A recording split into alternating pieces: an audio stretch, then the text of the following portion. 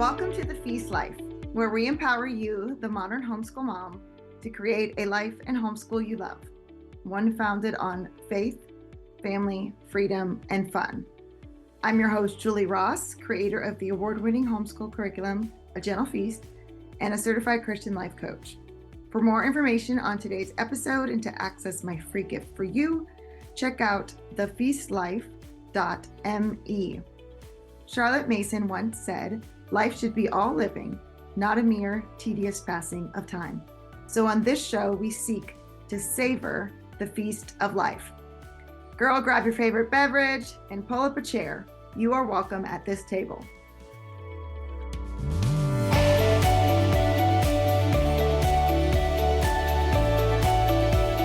I hope today's episode is timely and will help you enjoy this holiday season with your kiddos. So when I first started homeschooling, I had this idea that we would take the whole month of December off of school and we would do all this amazing, wonderful Christmas things.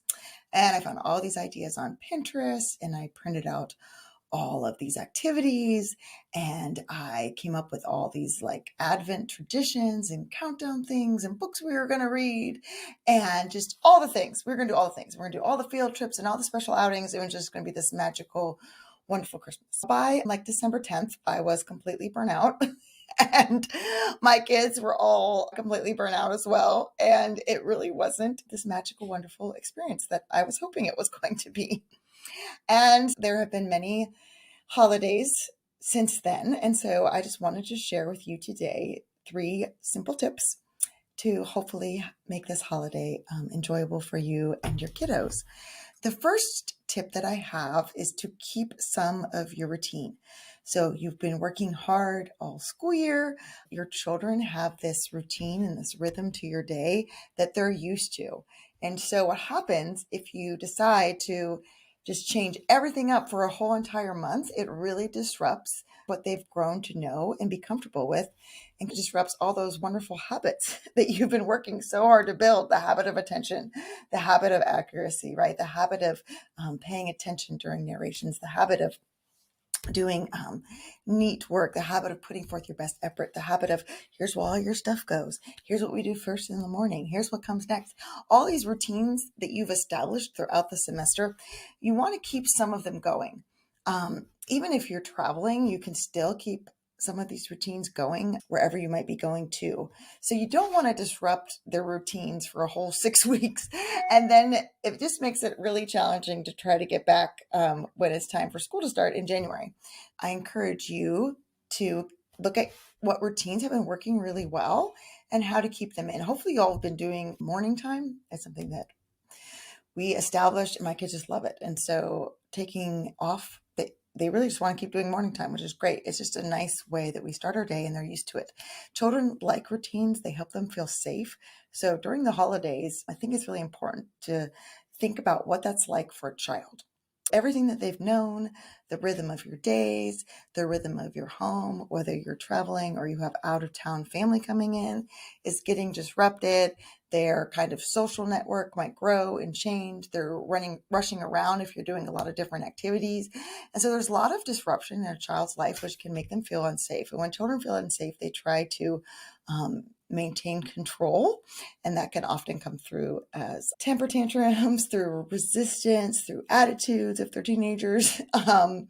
And that's a natural outpouring of what they're feeling inside. And so children often can't verbalize that, but often that's what's going on inside of them during the holiday season. There's a lot of emotions and a lot of feelings. And so these routines really do help calm children. So keep your morning time. If that's something you've been doing, keep it shorter. If you read aloud, keep doing that. Keep your afternoon occupations or your nature walks or things that are just really soul giving. You don't want to completely abandon them during this time, because this is the time you, as the homeschooling parent especially, need these soul and life-giving things. And that's what I love so much about a Charlotte Mason education, are these rich, beautiful subjects and these rich living ideas that we get to experience every day. So don't let those things go. So keeping your routines is really important. So that's my tip number 1, is to keep somewhat of a routine going as long as you can. And obviously, the week before Christmas or something like that, if you have a lot going on, you might not have your routine. But even when you're traveling, you can do some morning time, you can do some read alouds, bring your nature journals with you, see what's in the new place. Keep some of those routines going so your kids feel safe. My second tip is to keep realistic expectations. So, a wise person once told me that unrealistic expectations is the same thing as premeditated disappointment. Let me say that again because you're going to want to write this down. Unrealistic expectations is the same as premeditated disappointment. So often we have expectations of what our holidays are going to be like, and they're way up here. And then when reality is way down here, that space between our expectations and reality is where disappointment lives. And so in order to close that gap, we have to have realistic expectations. That doesn't mean you don't have goals or visions or hopes for what your holiday season is going to be like, but you do need to keep those realistic of the stages that your children are in, their ages, what your plans are.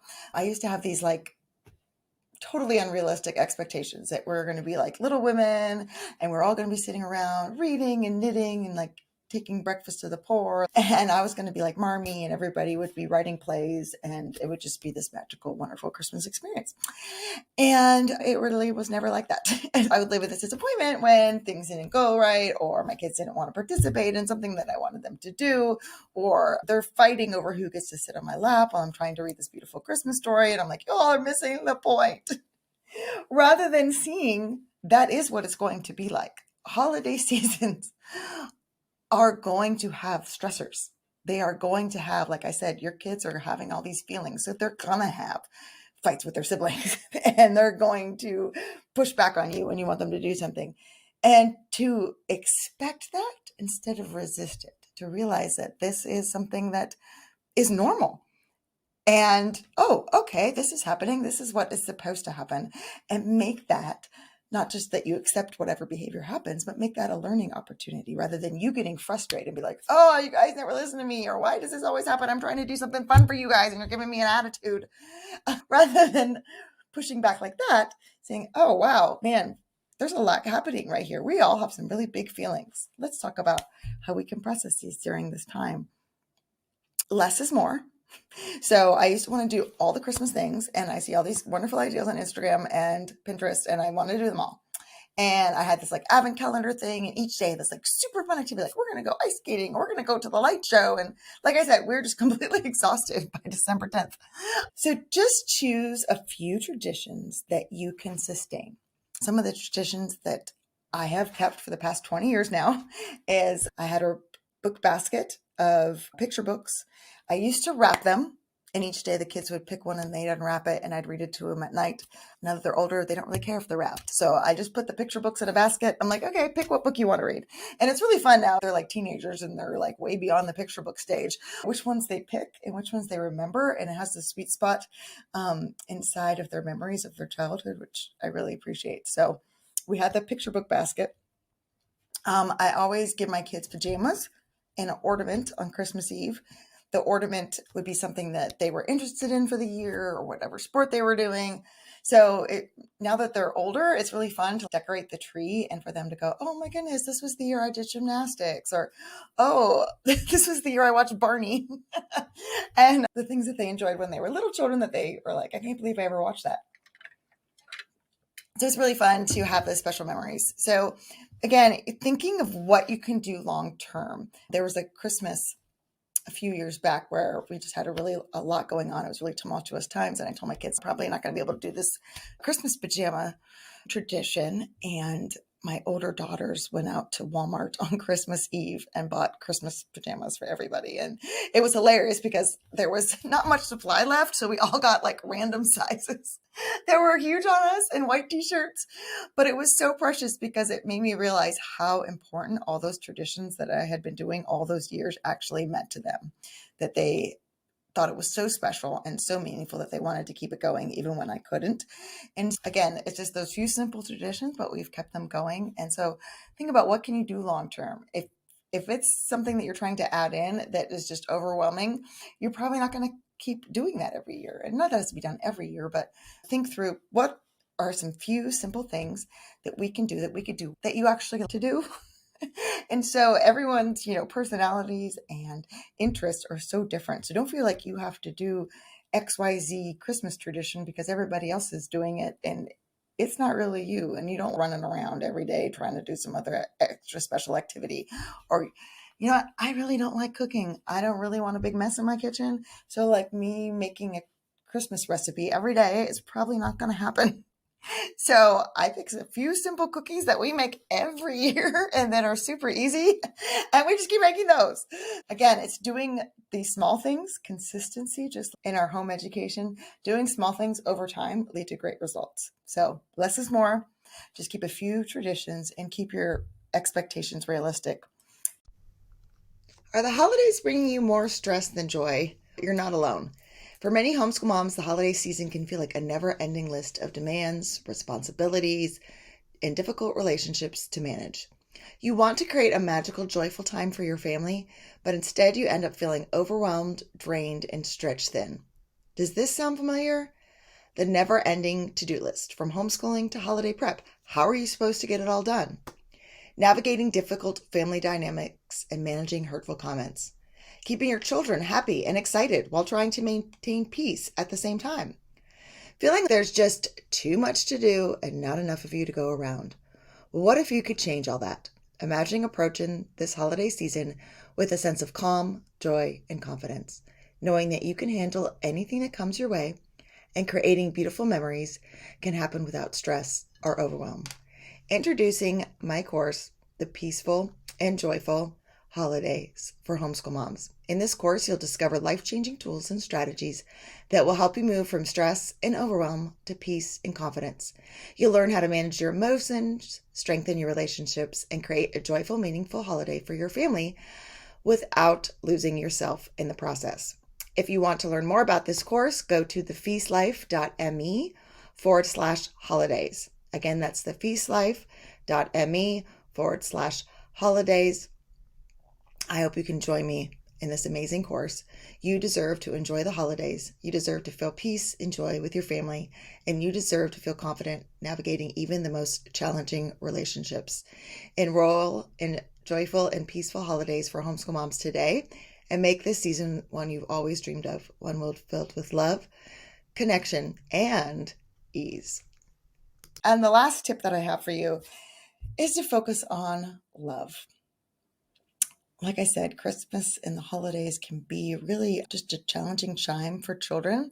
So you really want to focus on just loving them well, having this unconditional love for them, not just for your children, but for everyone. I know holidays can be an interesting time with different family dynamics. And I recently heard you can't love someone more than your thoughts of love for that person. So we can choose our thoughts. So even if someone's behavior might not be exactly what we want it to be, or maybe grandma always says something that hurts your feelings, or Uncle Bob is really rude, or whatever your family dynamics are, the thoughts that we think about that person, can we show that person the unconditional love of Christ at Christmas? And I'm not saying you don't need boundaries or you might want to have some conversations with family. I'm not saying that. But I'm saying maybe you can choose a different thought about that person instead of, oh, my kids, they're causing so much trouble, or this family member is always just saying such mean, hurtful things. Just think, oh man, they must be having a really hard time. Maybe the holidays are really challenging for them. Maybe it stirs up a lot of memories for them. How can I show them unconditional love and compassion this season? And the same thing with our kids, because our kids, they'll remember some of the few traditions, like I said. My kids definitely do. But they're not going to remember everything that you do during the holidays. What they're really going to remember is how they felt. And we want them to feel, during the holidays at my house, I always felt so loved. I felt seen, and I felt heard, and I felt that I was important. So we want to show our children this unconditional love. And Charlotte Mason talks about this in Volume 5, The Formation of Character. This is what she has to say. Actions do speak louder than words to a young heart. He must feel it in your touch, see it in your eye, Hear it in your tones, or you will never convince child or boy that you love him, though you labor day and night for his good and his pleasure. Perhaps this is the special lesson of Christmastide for parents. The Son came, for what else we need not inquire now, to reinstate men by compelling them to believe that they, the poor shrinking in the same shoals of them, that they live unfolded in infinite personal love, desiring with this desire the response of love for love, and who, like the parent, can help forward this wonderful redemption. The boy who knows that his father and his mother love him with measureless patience in his faults, and love him out of them, is not slow to perceive, receive, and understand the dealings of the higher love. But why should good parents, more than the rest of us, be expected to exhibit so divine a love? Perhaps because they are better than most of us. Anyway, that appears to be their vocation. And that it is possible to fulfill even so high a calling, we all know, because we know good mothers and good fathers. Parents, love your children is probably an unnecessary counsel to anyone who's reading this page or listening to this podcast, I would add. At any rate, it is a presuming one, but let me say to reserved, undemonstrative parents who followed the example of righteous Abraham and rule their households, rule nonetheless, but let your children feel and see and be quite sure that you love them. I just remember when I read this for the first time, just getting weepy. It was such a beautiful picture of the love that God has for us and the love that we get to show our children during this special season. And like Charlotte Mason saying, anyone listen to this probably know you are great parents and you're homeschooling your children because you love them so much. So we probably don't need to remind you of this, right? But it does beg that we should probably just focus on this for a minute, that the most important thing we can do during the holiday season is love our children well. So if we don't get to all the Advent calendar activities and we don't read all the books that we wanted to, and we don't make all the crafts or all the recipes or all the things that we were wanting to do this holiday season, it boils down to, did we love our children? And like she says here, actions speak louder than words. So even if you're, of course I love my children, right? They pick it up in our tone, in our touch, and our body language, right? We want them to feel just complete love. We want them to feel seen and heard and understand that we're ruling, that there are expectations for behavior, but most importantly, we are there for them, we care for them, and we are there to love them just like God loved us so much, just like Mary with Jesus in the manger. It's such a beautiful time to point our children to this truth of love, but they need to see it coming through us as well. They need to, like she says here, perceive, receive, and understand the dealings of this higher love. So those are my 3 tips to thrive this holiday season. Number 1, to review, is to keep a routine going as much as you possibly can. 2, keep your expectations realistic. And number 3, most importantly of all, focus on love. And I just want to chime in here at the very end to let you know about 2 products available for A Gentle Feast that might be of benefit to you this holiday season. So the first one is an Advent devotional. It is 7 lessons through the walk, where you walk through the birth of Christ, where you walk through the Bible story. And that includes several elements that are part of the morning time from A Gentle Feast, part of what Charlotte Mason, the subjects that she included in her programs, which I call the beauty subjects. There's picture study, composer study, hymn study, Bible reading, poetry, prayer, and there's also additional handicrafts and recipes. It's made to be a tool. It's made not to be too much. It's made to be something that you can add on in the morning and then keep your regular school day going. Or it could be something that you do for evening devotions or on the weekends throughout the Advent season. So it's meant to be a tool that you can use pieces of it to fit with your family schedule. The second thing, and it's brand new and I'm so excited about it, is Christmas Around the World. So it's 10 different lessons. And I found just the most precious book in the public domain of Christmas stories from around the world. So these are just stories you probably haven't heard of. They're not the typical picture books that a lot of people use and recommend for this. Just delightful kind of older stories for some different countries. Included also are just carols, recipes from the different countries, poetry, and my favorite part is our amazing art teacher who does the art classes for A Gentle Feast made videos of different crafts that have to do with the different countries. So if you're like me and you try to follow craft directions and it never turns out exactly like it's supposed to, having the video is a huge help. And it might also mean that you can put the video on for your kids and they can do this craft while you go sit and have a cup of tea for a few minutes and take care of yourself, which is vitally important during this holiday season. That is my fourth bonus tip for you, is to schedule time for yourself. Even if you are traveling, even if you are staying with family or have out-of-town guests in your house, this is more so especially that you need to schedule time for yourself. And it can't be, oh, I'll do something for myself when there's extra time, because there's never extra time. So this is a priority. So put it on your calendar. I'm going to sit for 15 minutes by myself and I'm going to light a candle and I'm going to listen to beautiful Christmas music while my kids are in their rooms having quiet time. Or at the end of the day, I'm going to read a book. I'm going to read a Christmas book for 15 minutes. Or while we're traveling, I'm going to take a break, put my headphones in while we're driving down the road. Not if you're driving, but if you're a passenger, and this is mommy's time, don't interrupt me. You have to take care of yourself, because you are going to be pouring so much into your family during this time. So much expectations are on you. If you have guests coming, if you're cooking, if you're doing presents, there's just so much naturally on us as parents during this time.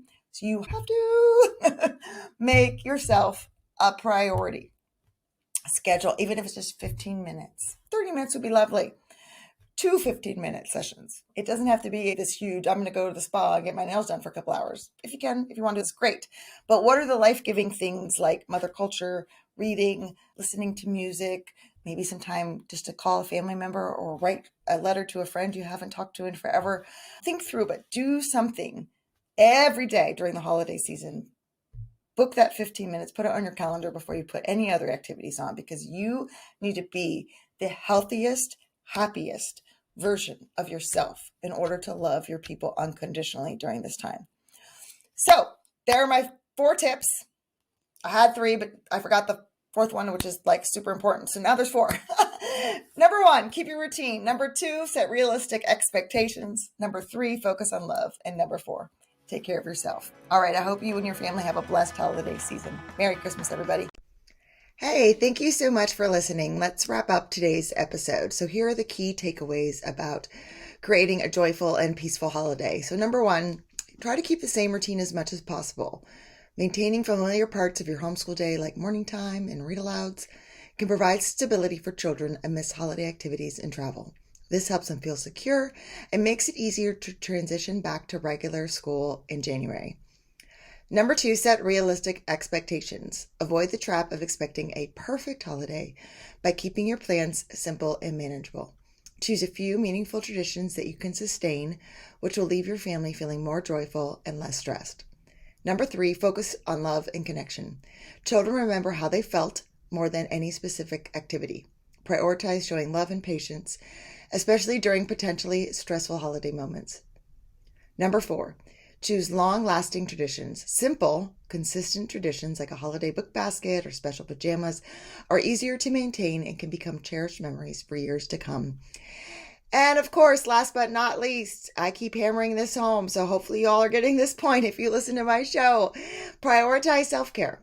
Take small daily moments to recharge will help you stay grounded and energized. Make self-care a priority, as it allows you to show up with love and patience for your family during this busy holiday season. I hope you all have a blessed and wonderful holiday. Thanks for listening.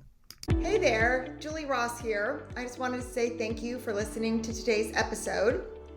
If you like this show, it would mean the world to me if you would leave a positive review in iTunes. This really does help people learn about the podcast. And each month I will pick a winner to receive a free gift. Don't forget to check out all the free resources we created for you at thefeastlife.me. Thank you.